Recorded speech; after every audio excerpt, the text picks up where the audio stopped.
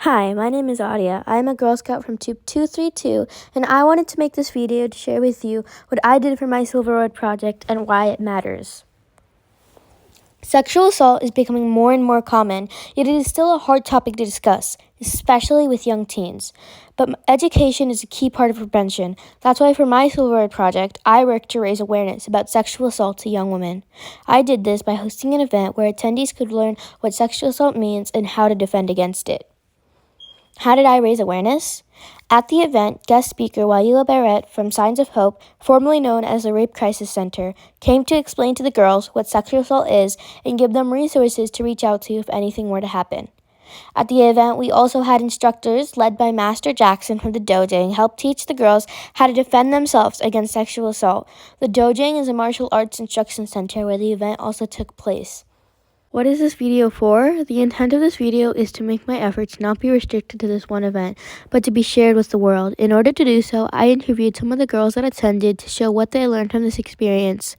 I also included clips from the actual event so that you can see why the girls feel the way they do about the event and what they may have learned from it. I hope you learned something from this video. Adya today who attended the event. I'm going to be asking her a few questions. So, one question I want to ask you is there anything that you learned from the event that you are still implementing in your daily life? Before, I thought sexual assault was just rape, and now I know that's more than just that. Thank you. However, it is important for you guys to understand that as a culture, as a society, we are shifting away from the term rape and we're using sexual assault because it covers and protects more victims. And when we think about rape, when you guys first learn it, it has to be something violent and gruesome. And that's not always the case. Sometimes sexual assaults happen and you're getting coerced into it. Did you know that 1 in 5 women have experienced attempted or completed rape? In fact, 1 in 3 female victims of attempted or completed rape experienced it in between the ages of 11 and 17. It is easy to feel as though these types of things can never happen to us, but this issue is becoming more and more common, especially in younger girls, and it never hurts to be prepared, even if the topic may be difficult. To ask you, what was one important thing that you learned at this event? What I learned was how to implement tactics in real life when faced with sexual harassment. The instructor at the event taught us ways to do this in really realistic situations, well, as realistic as possible, and I thought that was very helpful. Thank you. Of course. So he showed me, right? It would make no sense for me to try to get him this way. So I'm going to go through this way to get the technique. You understand? Consequences of sexual assaults can have a lasting impact on someone's life. For example, there are physical consequences such as STDs and pregnancies. It can also cause mental and emotional problems such as developing PTSD. The effects of a traumatizing event such as this shows why it's so important to be educated on how to protect yourself.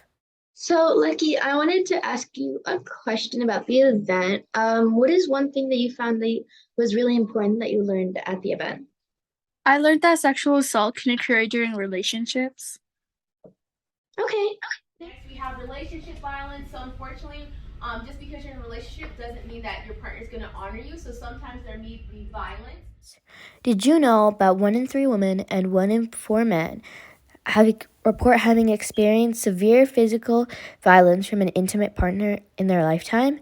And about 1 in 5 women and 1 in 13 men have experienced contact sexual violence from an intimate partner. 14% of women and 5% of men reported having been stalked by an intimate partner. To ask her a few questions about my Silver Award. What was one thing that you learned that you found really important during the event? So basically, I learned how to deal with and prevent abuse in a hands-on way where we partnered up and practiced self-defense, where we dealt with situations such as being choked or like punched, and even some like knife scenarios, which I think was like really useful, and I still think about it a lot. Thank you. I want to step behind him. Now there's several things I had to do, but I'm going to do just a couple of them so you guys can understand. First thing you want to do is don't panic. You want to, I'll come up a little bit so they can see it. You don't want this position. Did you see that little move? Oh. So that's to keep from getting choked out. You tuck that chin immediately. Okay, start choking. You immediately go like this and get that chin in there. Now I can breathe because I'm talking, right? I don't look cool, but I'm alive. All right? So that's the first thing you want to do, okay, if you can. Then you want to block, if you have one like me, a pretty face. So we're down like this. My chin is in. Now I can breathe. Now, this is a double. What happens if he has just one hand here and he's ready to slug me? Look. Right?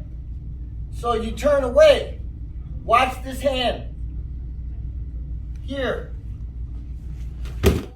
Prevention. Here are some tips to stay safe and prevent sexual assault. Keep in mind, doing these things will not ensure it won't happen, and that in most cases, sexual assault is committed by someone the victim knows. Number 1, never walk unaccompanied, especially in unfamiliar places. Number 2, always be aware of your surroundings. Number 3, never accept drinks from people you don't know well. Number 4, be clear with your intentions. Number 5, if you feel uncomfortable, leave immediately.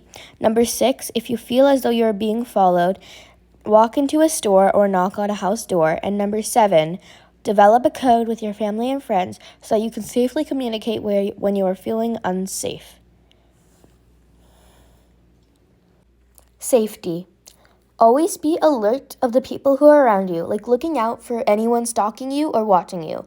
Never be distracted when going out, such as listening to music and having earbuds in, and always carry safety products, such as pepper spray, personal alarms, tasers, seatbelt cutters, window breakers, and more. These products can all be found on shopping sites such as Amazon. I wanted to ask you a few questions about the event. What was one thing that you found really important or something that stood out to you about the event? One thing that I found really important is that they taught us about self-defense and how to defend ourselves if we get into any trouble, because trouble can happen to anybody, and it's nice to know that I can make sure I don't get hurt. Thank you. Mm-hmm.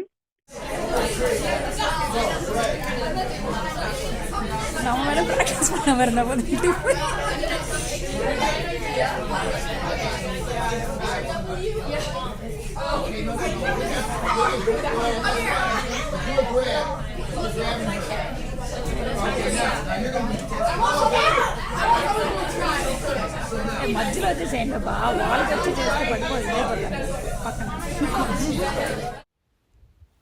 Here are some tips to stay safe and prevent sexual assault.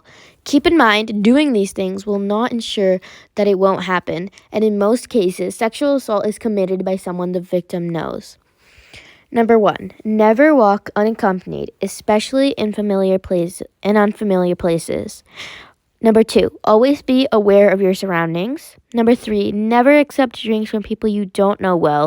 Number 4, be clear with your intentions. Number 5, if you feel uncomfortable, leave immediately. And number 6, if you feel as though you are being followed, walk into a store or knock on a house door. I'm here with Ishi. I'm going to be asking her a few questions. Ishi, what is one thing that you learned from the event that you are still implementing in your life today? So one thing I learned from the event that I'm still implementing in my everyday life is that when someone is harassing you or something, you can just clap their ears and it really, really hurts them. So that's a way you can defend yourself, and I can use that in the future when I am or will be harassed. Okay, thank you. Okay, now a good one, I think Clarissa was talking about was the cup. This one. Very effective. So basically, it's the ears, they call cupping. You go from here and you slam in. Do it to yourself. What is rape culture? Rape culture is when people are told to believe that sexual assault is completely okay, and that it might even be the victim's fault it even happened in the first place. This is one of the reasons why spreading awareness is important, because it can change the stigma against the topic of sexual assault. Consent. Consent is a verbal, enthusiastic yes given to conduct any sexual activity. Consent is extremely important as it assures that both partners are willing participants. Here are some requirements of proper consent. Can be taken away at any time, enthusiastic and not forced, reconfirmed at every step, and not assumed that because someone gave consent for an action once, that they give consent for it to happen again.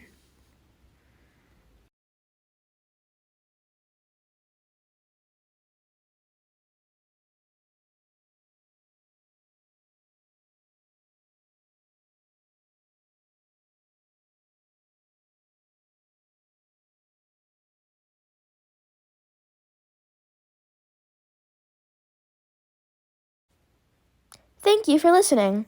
Thank you so much for listening to the end of the video. I hope after watching it you learned something that you hadn't known before. I believe that spreading awareness is about how serious of an issue sexual assault is helps in preventing it from getting any bigger.